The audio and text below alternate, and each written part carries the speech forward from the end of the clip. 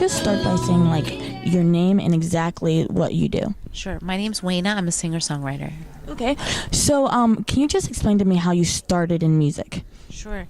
So, I always loved music, and I would study like musical theater and do plays when I was a child. But when I became a young adult and I started in a regular 9 to 5, I realized that I was not fulfilled unless I was performing or writing or doing music. So I quit my my day job and just started plunged in and started to write my own music and work with producers in my area and put out my first album, and that was 10 years ago this year. So it's been an amazing journey. Okay, so we just saw your show, and I have to tell you that it was amazing. I just love how you perform and just the whole stage presence. Like, do you think that that's a natural thing, or do you think that you have to work on that? How long did it take for you to do that? I think you have to work at letting go of yourself and not being self-conscious. And I think the more I've done it, the better I've gotten at just basically not taking myself too seriously or the show too seriously, and just realizing that more than anything, people just want to see you lose yourself so that they can lose their self vicariously through you. So I try to do that as much as I can, and I think especially with this new album, and I think just growing a little bit as an artist and just being more mature as a woman, I don't really care anymore how I'm perceived as much, and it's freeing, and that makes me a better performer. One night it came to me, summer breeze, so strange to me, but a million to my heart. So you say that your sound is world sound? Is that?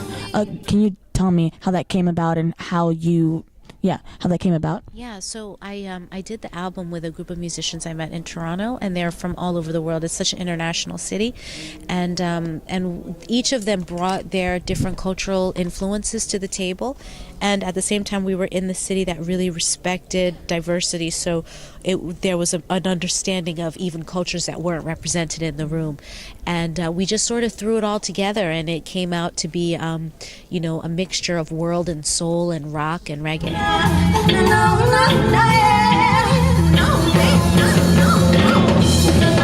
So you collabed with I guess Sleepless, like in A.O.W. How did that come about? So Asheru is a long-time colleague and friend of mine for so many years, and we've wanted for the longest time to do a song together. We've never had the opportunity, and then when he told me that he was making a Pan-African themed album based on his experience in South Africa, I thought, oh, I have to be on this project. So he also made an effort to make it happen, so it was really worth it and so much fun to do. So you've had like so much success here in the Washington place and things like that. I mean, not just here, but like in general. Like, how do you think that you've achieved the success that you've achieved? I think it's just been, really just work and perseverance and, taking risks and just not being afraid to make mistakes and to do things outside of the box. And every time I do that, I'm rewarded for that. And every time I play it safe, I stay where I am, So I've learned to just really just be brave. And the more brave I am, the more opportunities come to me, and so I'm fortunate, but I feel like I have a long way to go, and it's fine. I'm enjoying that journey. Memories bittersweet of how it used to be. I love it had long gone. Hi. Say hi. Hi. So with you having so much success, what is something that you have not done that you would like to do? My sister. Yes, I have a baby coming in a few months. Yes, and you. So something that I want to do that I haven't done yet. There are some people I would love to collaborate with that are sort of like a dream on my wish list of people to collaborate with. I'm a huge like Bobby McFerrin fan. I'm a huge Andre 3000 fan. I want to do a tour. That's one thing I really want to do. I'm used to playing select dates in various cities, but I want the feeling of like being on the road for a month and doing one show after another. That's something I'm dying to do. So I hope that happens this year. I believe that's happening this year. I should say that. Okay. So what can you say to young people that are just creative in general? Because like I know it's very hard for people to figure out. So what can you tell young people? I think the best advice is to just constantly create and to not judge what you're creating, because sometimes you can get so caught up, your ego can get caught up in like wanting to feel good about what you've created, that you don't give yourself permission to really stretch and make mistakes as an artist. And that's what it takes to get good. It takes 30 songs to write one good song.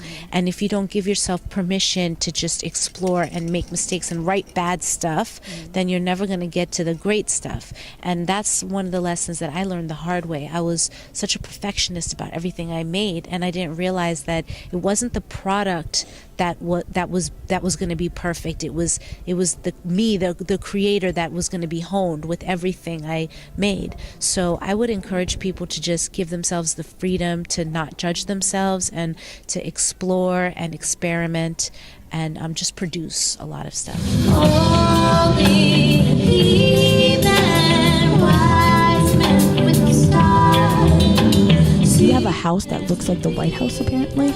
Okay. And I just bought a house that's it's called the Fairwood. It was owned originally by the Bowie family, Governor Odin Bowie, who built it for his granddaughter, and it's in our community, the community that we lived in for the past 6 years, and it was this old, dilapidated, creepy looking house. All the windows were knocked out, and it was completely unmaintained.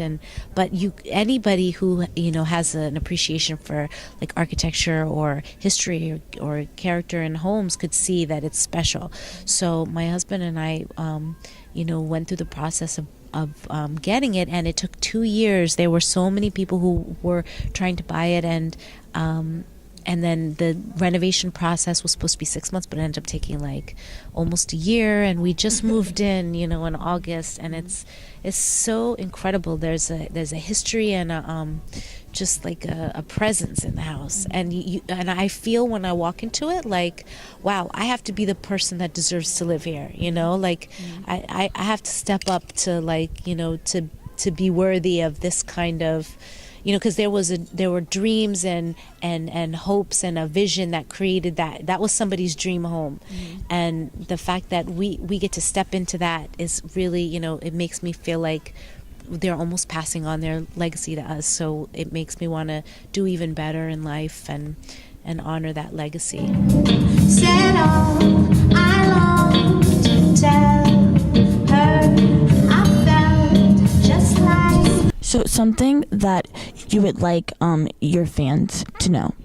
I think I just want to thank them for supporting me, and I want to let them know that this is very much a grassroots, operation, and that there is no real machine behind my music, and I really do rely on every single listener and showgoer and CD buyer. So, the way that they can support me is by, following me on Facebook, Wayna Music, on Twitter, Wayna Music, and Instagram, also Wayna Music, or listening to my SoundCloud, and just really telling their friends and people that they think would be into the music, because it's very much a community, effort.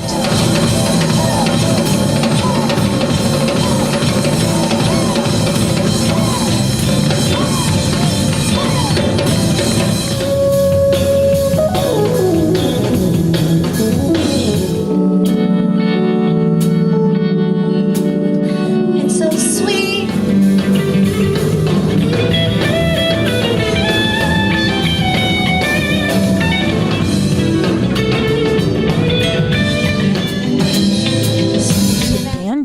Is absolutely amazing.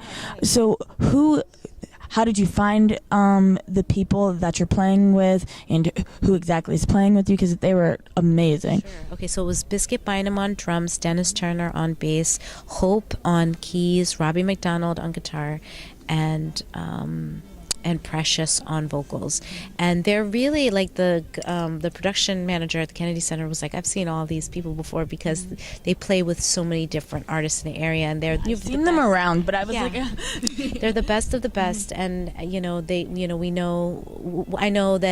even if we can't get together to rehearse or whatever, when we get together on stage, they're professionals and they always do a great job. So I've had so much fun growing with them over the past few years, so they're great. So thank you so much for hanging with us, and I really appreciate it. Thank you so much. Okay, bye guys.